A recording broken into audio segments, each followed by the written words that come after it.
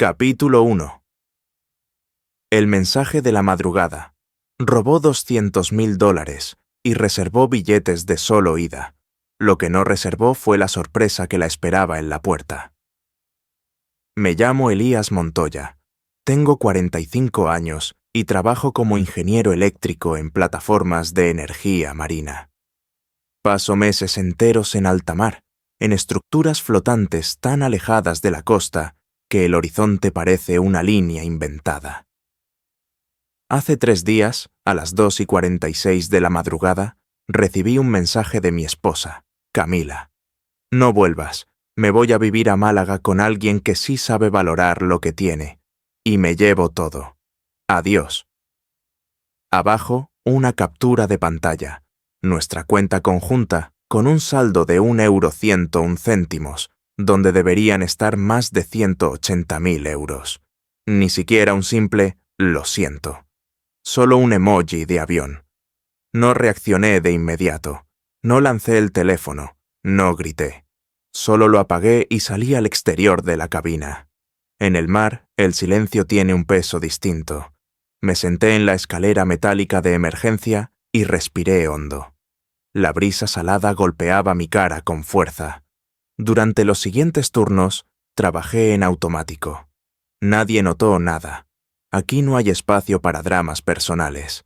Aquí se sobrevive. El segundo día, tras reparar una turbina dañada, revisé mi correo desde la red interna. Camila ya había iniciado el proceso de divorcio. Me acusaba de abandono emocional y solicitaba pensión alegando desequilibrio financiero. Había contratado un abogado de Sevilla famoso por arruinar a maridos ausentes y, según el expediente, ya vivía con su pareja de apoyo emocional en nuestra casa en Valencia. Nuestra casa, mi casa. Cerré la laptop, ni una palabra a nadie, pero esa misma noche escribí un correo cifrado. Solo una línea. Activar código invierno. El destinatario, Lucía Romero, contadora forense y mi hermana mayor. Su respuesta tardó 5 minutos. En proceso. No respondas nada hasta volver a tierra firme. Esa fue la primera chispa que encendió algo dentro de mí. Ya no era solo dolor. Era estrategia, silencio y paciencia. Tenía 11 días más en la plataforma antes de regresar. 11 días para convertir el dolor en movimiento. Capítulo 2. Señales que ignoré. Mi historia con Camila comenzó hace casi 12 años, una tarde de abril en un pequeño café cerca del puerto de Valencia. Ella era camarera temporal, recién mudada desde Zaragoza. Yo acababa de volver de una misión en el Mar del Norte, agotado y con barba de 3 semanas. Me sirvió un café con una sonrisa tan abierta que sentí que había vuelto a tierra firme de verdad. Nos casamos 14 meses después, sin lujos, sin grandes promesas. Solo ella, yo, y un acuerdo silencioso. Ella construiría el hogar. Yo lo mantendría en pie desde la distancia. En esos años, yo ganaba más de lo que necesitábamos. Mi salario como ingeniero de plataformas nos permitía vivir bien. Coche propio, casa sin hipoteca, ahorros estables.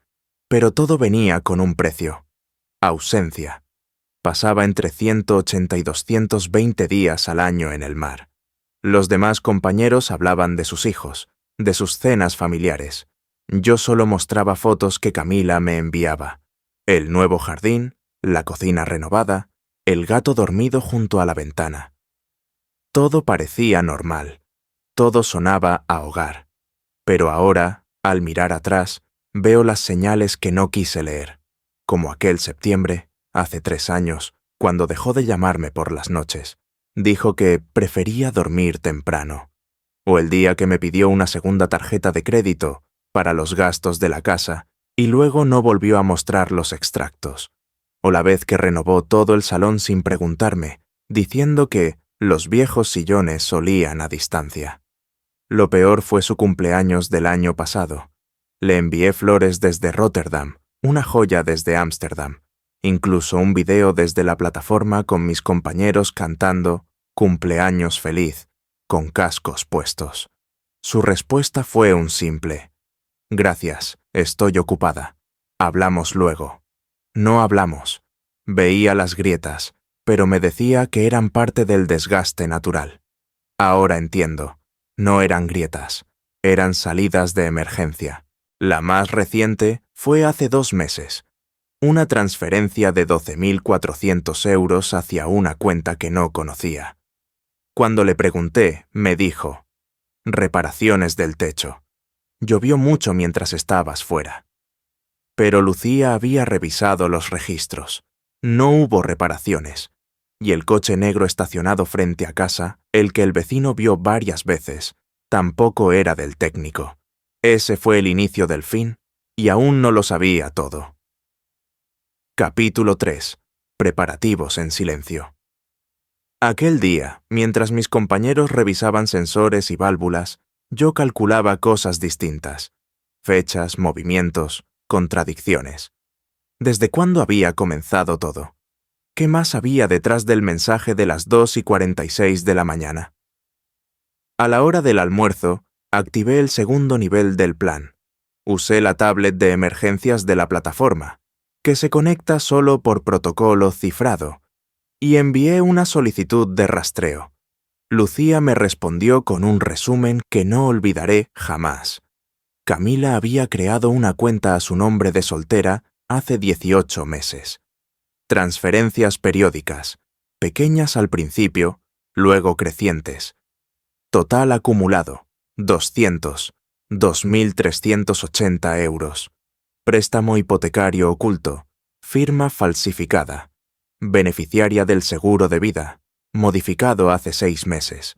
Nuevo socio emocional, Esteban Navas, 26 años, entrenador personal. El número me dio náuseas, 202.000 euros. No era solo lo que había en la cuenta conjunta, era más, mucho más. La realidad no era una traición impulsiva, era una operación quirúrgica, planificada paso a paso por más de 1 año. Yo, mientras tanto, estaba en medio del mar enviando dinero, confiando, pero ya no. Aquella noche, me encerré en la sala técnica bajo el pretexto de revisar medidores. En realidad, accedí a la cuenta de respaldo, Mar del Norte, S.L., la sociedad que había creado con Lucía tras ver cómo un compañero lo perdía todo en un divorcio. En pantalla, saldo, 1.017.600 euros. Todo legal, declarado, pero blindado del matrimonio. Separado desde el inicio, creado para protegerme de lo que nunca pensé que ocurriría. Envié 2 correos. Uno a mi abogado en Bilbao. Hora de activar protocolo retorno. Otro a Lucía. Convoca reunión urgente con el banco y prepara denuncia por fraude. Luego apagué todo, caminé hacia el comedor, me serví un café y sonreí por primera vez en días. Había vuelto, y aún no lo sabían. Capítulo 4. Nadie sabía que ya estaba en tierra. A las 6:25 de la mañana, 11 días después del mensaje de Camila, el helicóptero tocó tierra en el helipuerto de Cádiz. El aire olía a tierra húmeda y café, no a sal y metal oxidado. Lucía me esperaba con una carpeta en la mano y una expresión que no dejaba espacio para bromas. «No respondiste ni una sola vez», dijo.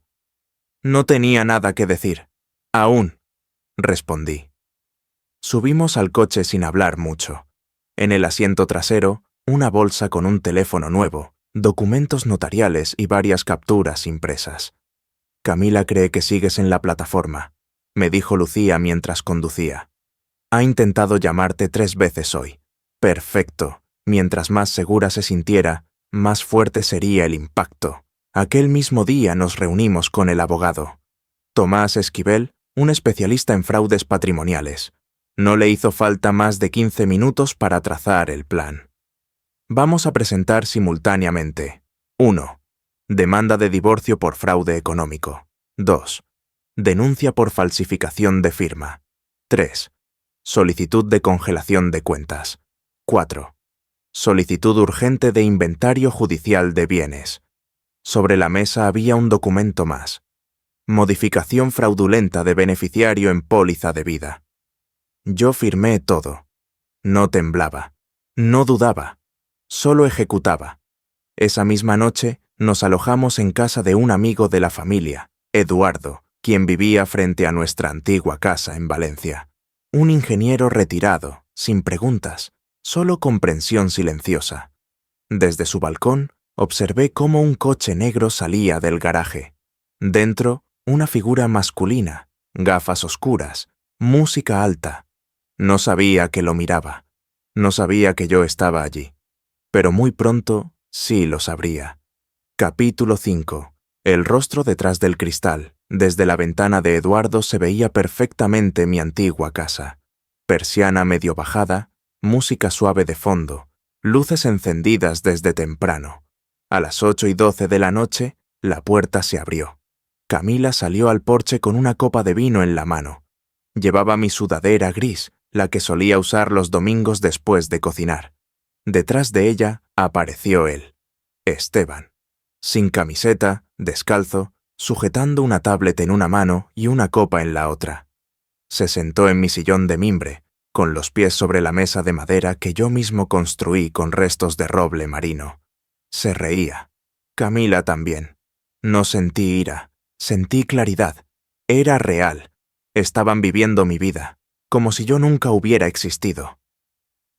Al día siguiente, Lucía me entregó una memoria USB. Revisamos los respaldos en la nube. Me dijo, Camila usó tu cuenta de iCloud para su nuevo móvil, pero nunca cambió la contraseña. ¿Y? Tienes copias de todos sus mensajes, fotos y notas. Están aquí. La carpeta incluía conversaciones con Esteban, mensajes donde planeaban su vida juntos. Hablaban de cómo el viejo estaba lejos, de los planes para mudarse a Málaga. Pero uno me congeló la sangre. Camila. El banco bloqueó los fondos. Necesitamos que Elías los libere. Esteban. Dile que es una emergencia familiar. Todavía eres su esposa. Camila. No contesta. Esteban. Entonces activamos el plan B. Camila. No me gusta el plan B. Esteban. Trabaja en una plataforma peligrosa. Los accidentes ocurren. Lo leí 3 veces. Un plan B. Un accidente. El seguro de vida. La modificación. El silencio forzado. Ya no era traición. Era algo más. Un delito. A las 10 de la mañana entregamos todo en el juzgado. Tomás, mi abogado, solicitó una audiencia urgente. El juez accedió.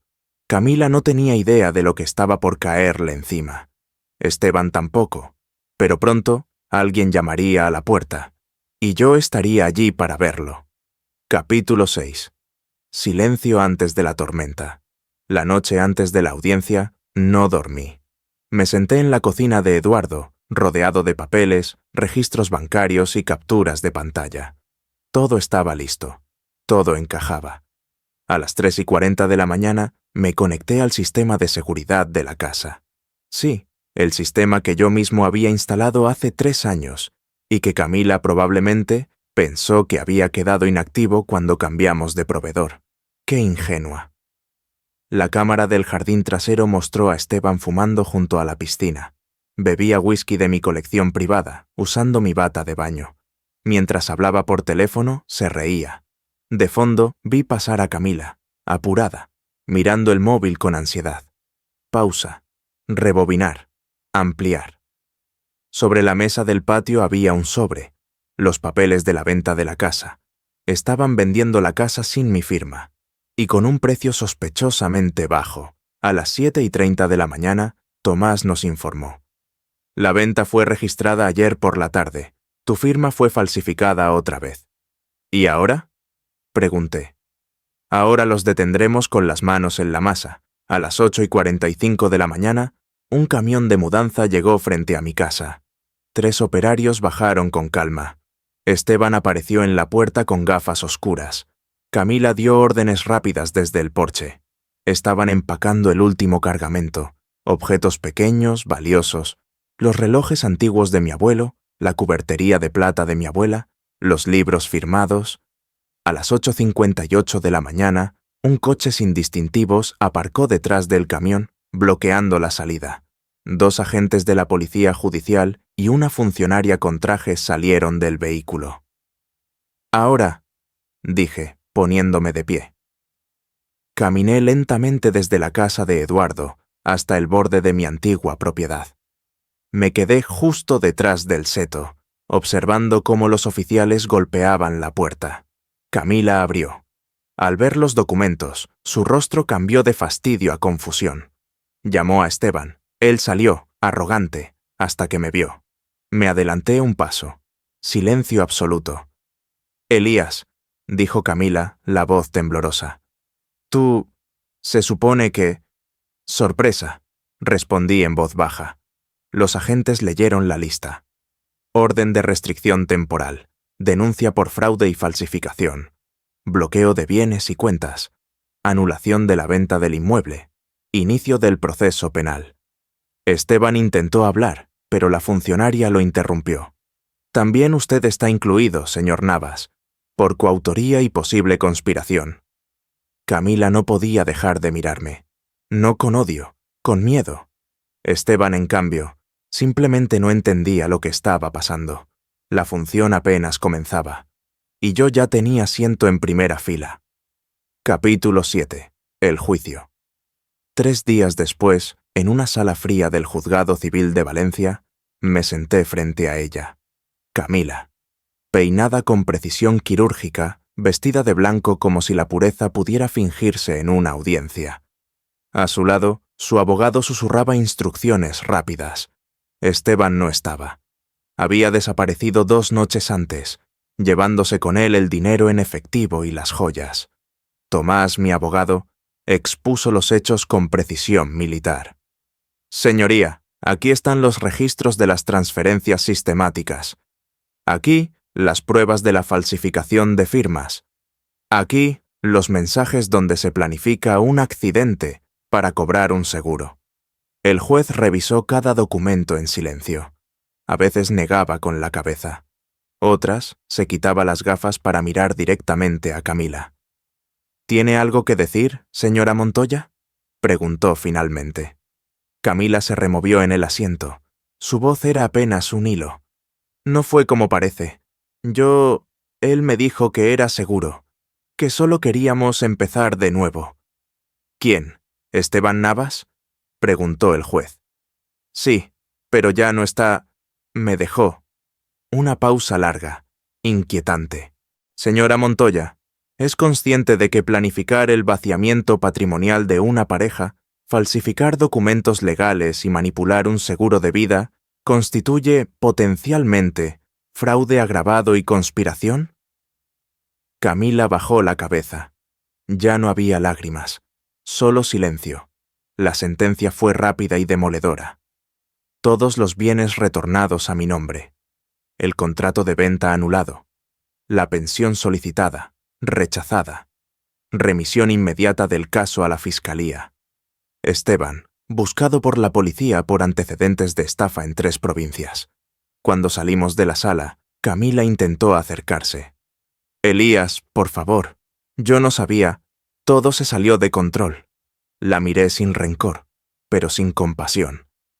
No necesitas saberlo todo para saber que estás destruyendo a alguien. Me di media vuelta y caminé hacia la luz del pasillo. A veces, las mejores respuestas son las que no se pronuncian. Capítulo 8. El valor del silencio. Han pasado 6 meses desde aquel día en el juzgado. Estoy en una cabaña en las montañas de Cantabria, rodeado de pinos y aire tan puro que a veces parece irreal. Este lugar, que compré discretamente hace 5 años como refugio futuro, ahora es mi presente voluntario. Camila fue condenada a 5 años de libertad condicional y a restituir lo robado, aunque probablemente nunca podrá hacerlo del todo. Esteban, según las últimas noticias de Lucía, está viviendo con una doctora divorciada en Murcia. El ciclo continúa. Yo vendí la casa de Valencia. Eduardo me ayudó a vaciarla, embaló los objetos familiares que valían la pena. Lo demás lo donamos. Algunas cosas duelen tanto que es mejor no tenerlas cerca. Cada tarde me siento en el porche de madera con una copa de vino, viendo el sol esconderse tras las montañas. No hay teléfonos que suenen, ni correos que responder, ni falsas promesas que mantener. solo el silencio y ese extraño nuevo amigo llamado paz. Hace una semana me llamó un viejo colega desde Noruega. Me ofreció un puesto como asesor en proyectos energéticos. Buen salario, viajes mínimos, total autonomía. Le dije que lo pensaría, y lo estoy pensando. Pero no hoy. Hoy es para mí. Hoy no soy esposo traicionado, ni ingeniero desvelado, ni víctima silenciosa. Hoy soy solo Elías Montoya, el hombre que lo perdió todo, y sin embargo, volvió a empezar.